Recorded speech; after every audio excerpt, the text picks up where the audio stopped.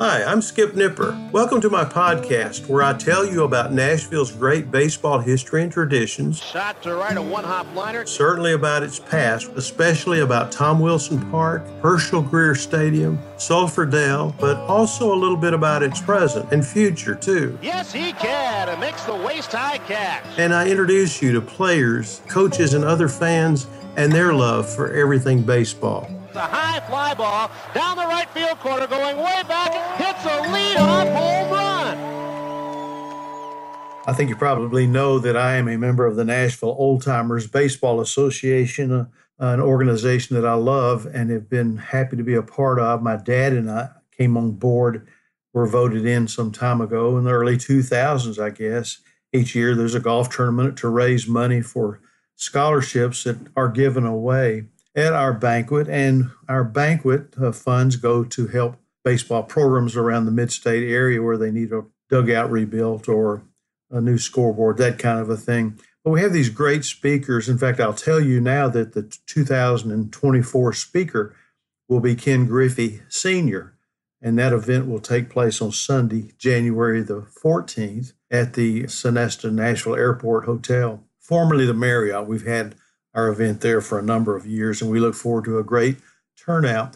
But one of those great times that I really enjoyed, I had become vice president. Gerald Montgomery was our president. And in 2007, I was the vice president and was proud to be able to sit at the dais with our banquet speaker along with the other officers. In 2007, our Old Timers banquet speaker was R.A. Dickey.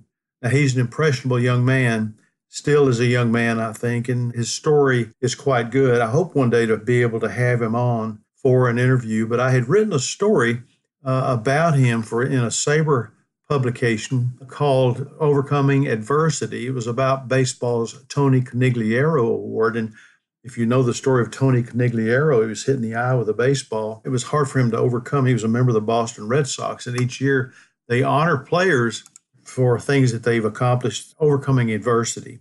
And that's R.A. Dickey, too. You may not know, but his story is an interesting one. I think R.A. Dickey's a great, great story in baseball. When he came to our banquet, he had bounced around baseball's minor leagues as a farmhand of the Texas Rangers, appearing with the big league club off and on, and had signed as a free agent with the Milwaukee Brewers only a few weeks before.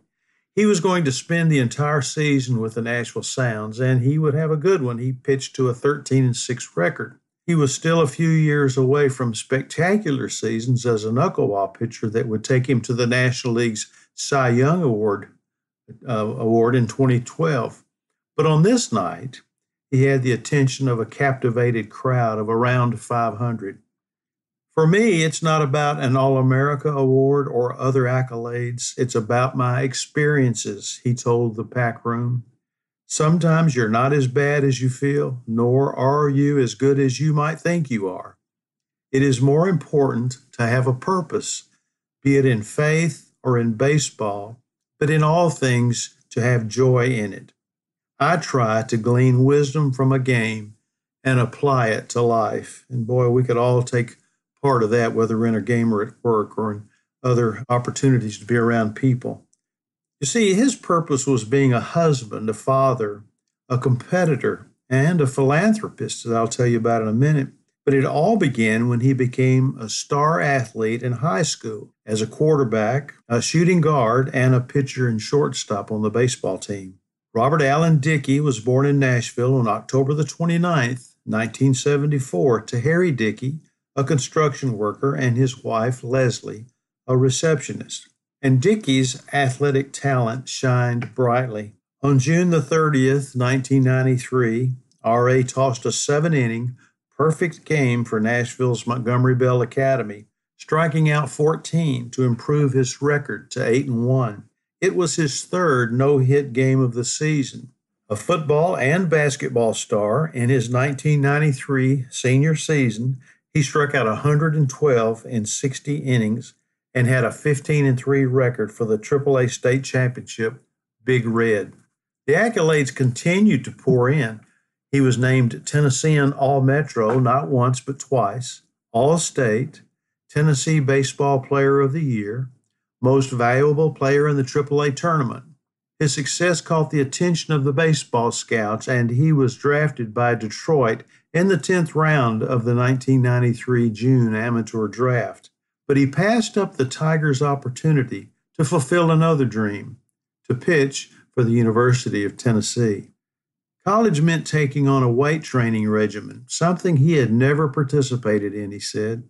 He went from 175 pounds to 210 pounds, and his fastball jumped from the 87 to 89 up to the 93 to 94 miles per hour range. He's still not a prototypical strike-out-the-side power pitcher, but he can bring enough heat that it makes breaking pitches and changeups more effective.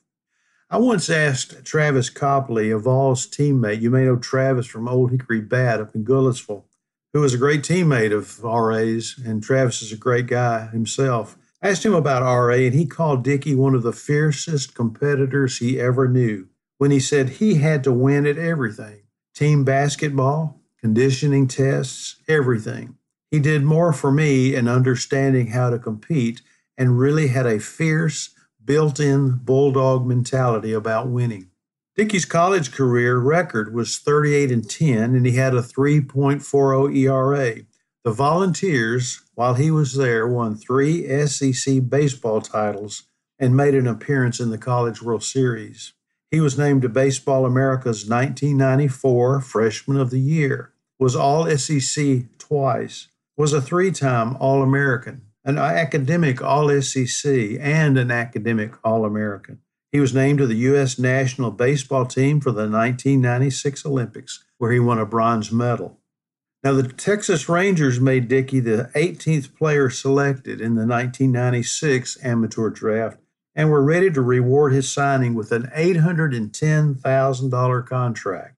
The 6'3", 250-pound right-hander would throw out the first ball at a Rangers home game, and the signing was scheduled to happen before the event. But as fate would have it, the Rangers trainer, Danny Wheat, noticed a peculiar position of Dickey's elbow in a Baseball America cover photo, and Wheat notified Dr. John Conway, the team orthopedist. Well, it was discovered that R.A. had no ulnar collateral ligament in his right elbow, and doctors were baffled that he could throw the ball at all. The Rangers backed off their offer, and surgery was imminent, and Dickey decided to go back to college and play baseball his senior year. Well, the day before he was to head back to college, the Rangers replaced their offer, one of $810,000, to one for $75,000 and medical help. Dickey accepted it, but his journey to the majors would be a long one. He was assigned to Port Charlotte to begin his professional career in 1997 and again in 1998. He only won one game each season, but he struck out nearly one batter an inning. And Oklahoma City and Tulsa were his destinations for the next 2 seasons, and in 2001 received his call-up to the Rangers.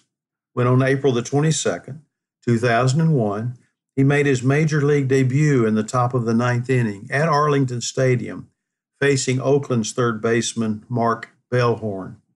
And a flyout and 2 pop-ups later, he played in his first game to aid an 11-2 win over the A's.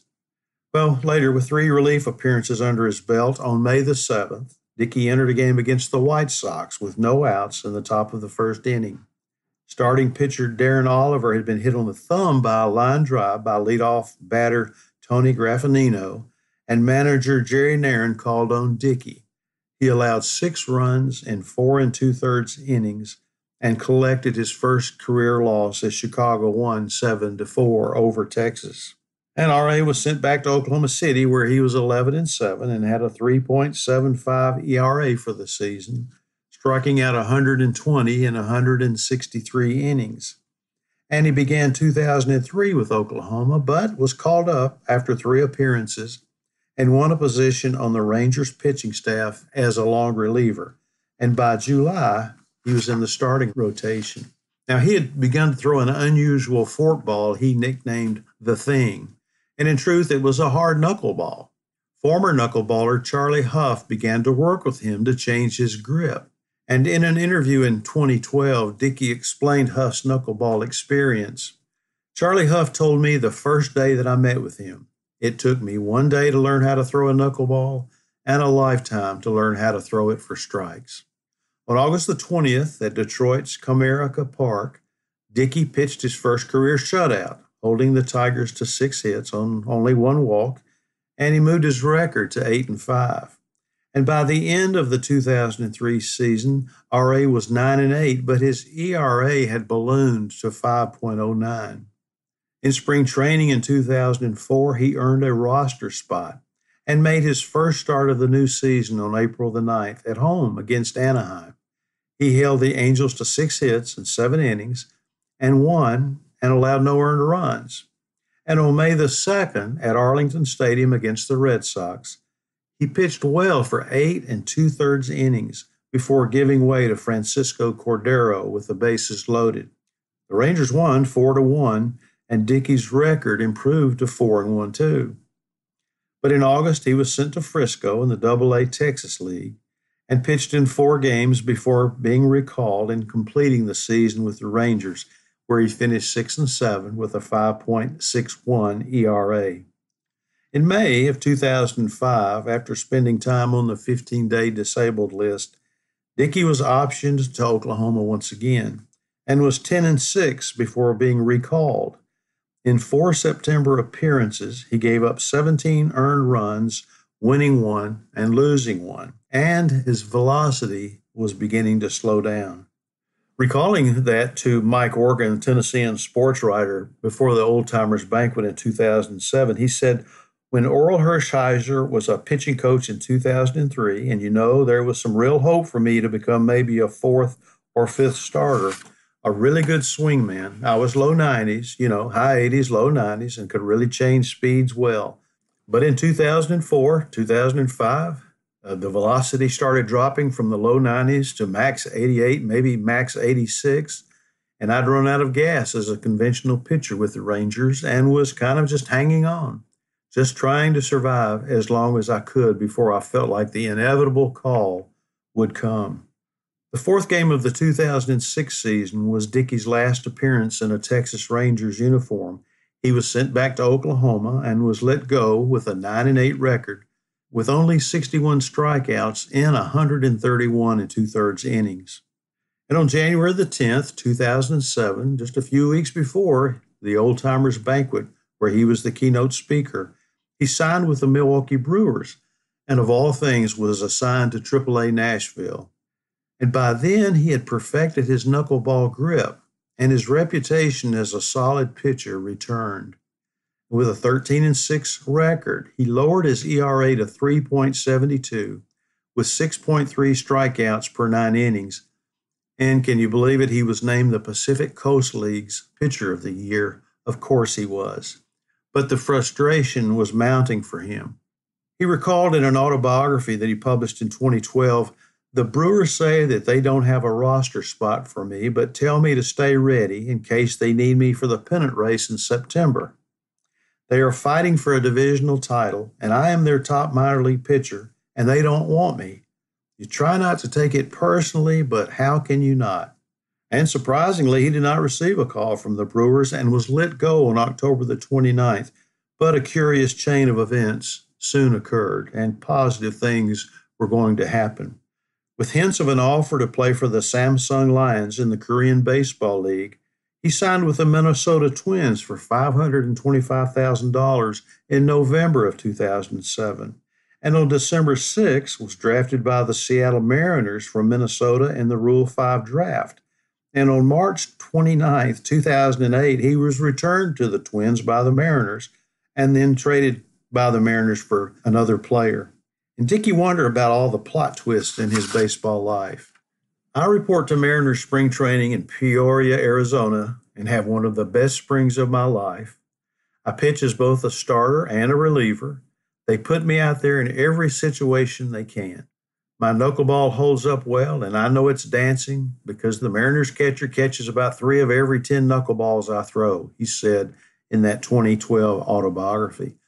But disappointment came back. It followed him as Dickey failed to make the club and was sent to AAA Tacoma. Then he was recalled by the Mariners in mid-April. With Boston, due to appear in Seattle at the end of May, He knew Red Sox knuckleballer Tim Wakefield was on the club. Wakefield only passed away a few weeks ago as I am recording this, and here he shows up in R.A. Dickey's story and is a strong influencer of R.A.'s knuckleball. When R.A. said he's the best knuckleballer in the game and the only full-time one besides me. I get to the park early on Memorial Day afternoon and write a note to Tim asking if we might get together and talk for a bit. Meet me behind the plate in 10 minutes, Tim says. And they talked for 45 minutes discussing grip, spin, even how he keeps his fingernails. And if you were surprised that one pro would give his trade secrets to another pro, well, here's how R.A. described it. Knuckleballers don't keep secrets.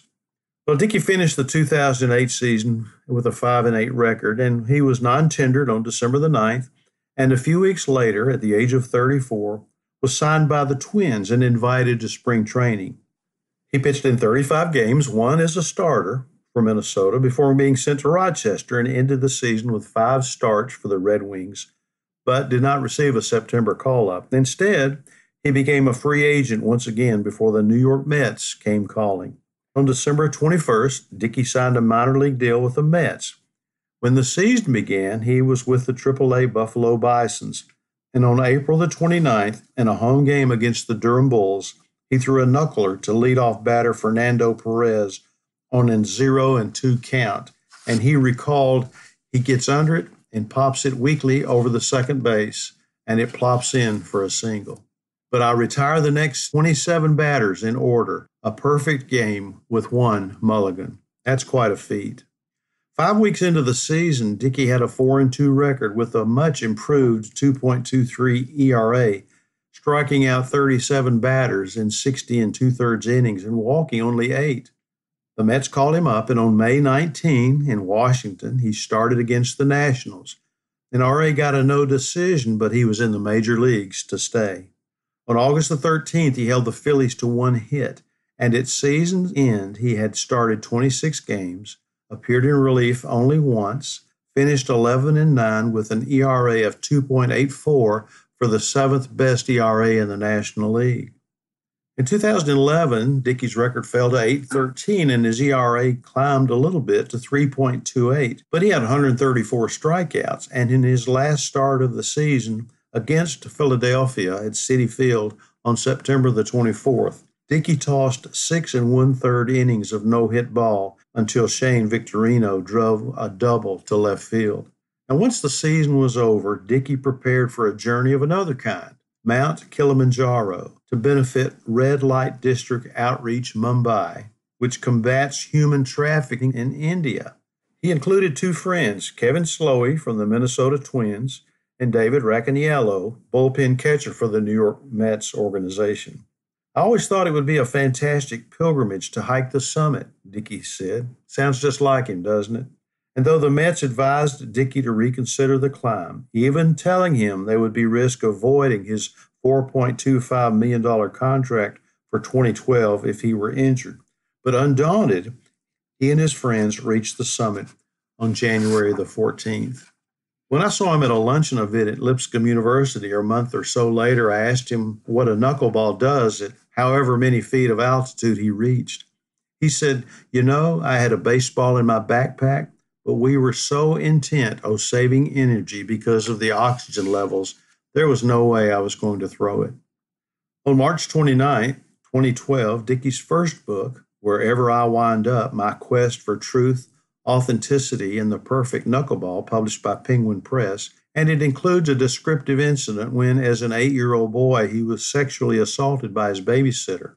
That is part of his story, but his story is so baseball-oriented for the truth that he tells about what he's overcome and where he has been.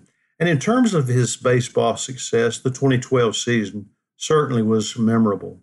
He led the National League with 223 2/3 innings pitched, 230 strikeouts, 33 starts, 5 complete games, and 3 shutouts. Memorable it was.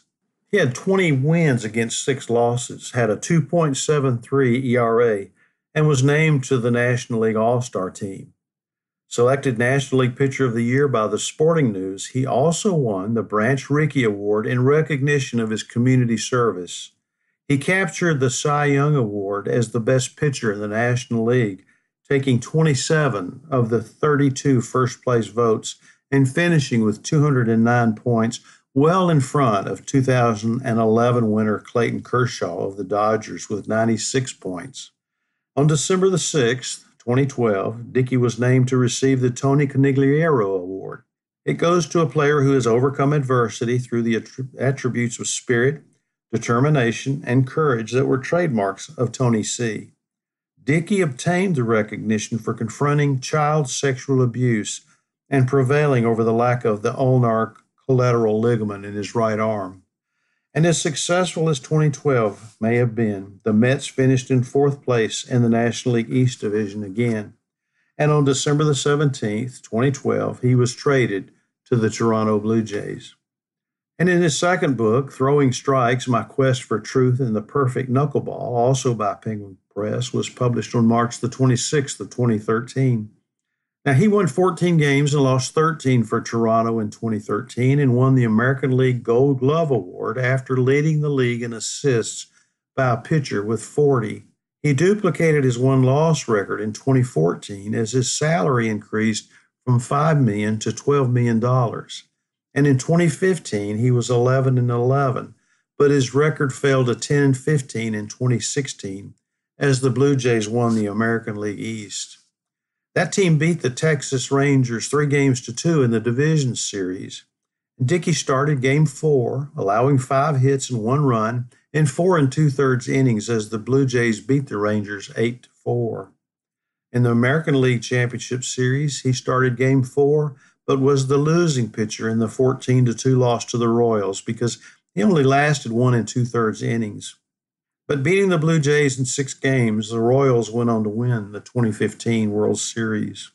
In 2016, Toronto earned a wild card slot against Baltimore, winning 5-2, and the Blue Jays swept the American League Division Series from Texas, but lost the championship series to the Cleveland Indians in 5 games.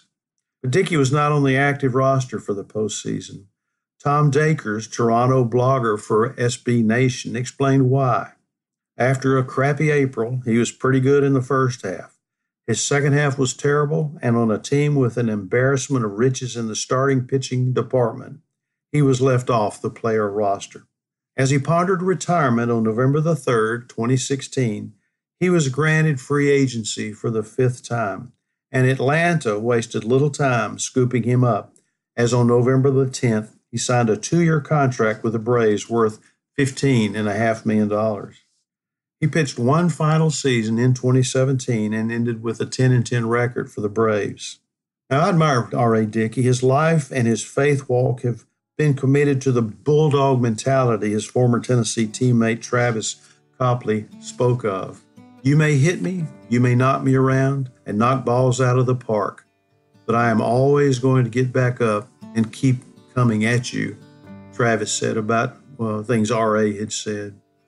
Now, R.A. and his wife, Ann, have 4 children, have resided in the Nashville area, and he was selected to the Tennessee Sports Hall of Fame in 2013. Now, I know it's a long story, and I admire R.A. Dickey. I wanted to tell his story as completely as I could. My cap's off to R.A. for his perseverance, for his history in baseball, and his dedication to the cause he loves, along with his family. I was happy to be able to speak with him on a few occasions, and I will never forget that remarkable career and his 2012 Cy Young Award. Quite an accomplishment for a determined baseball pitcher.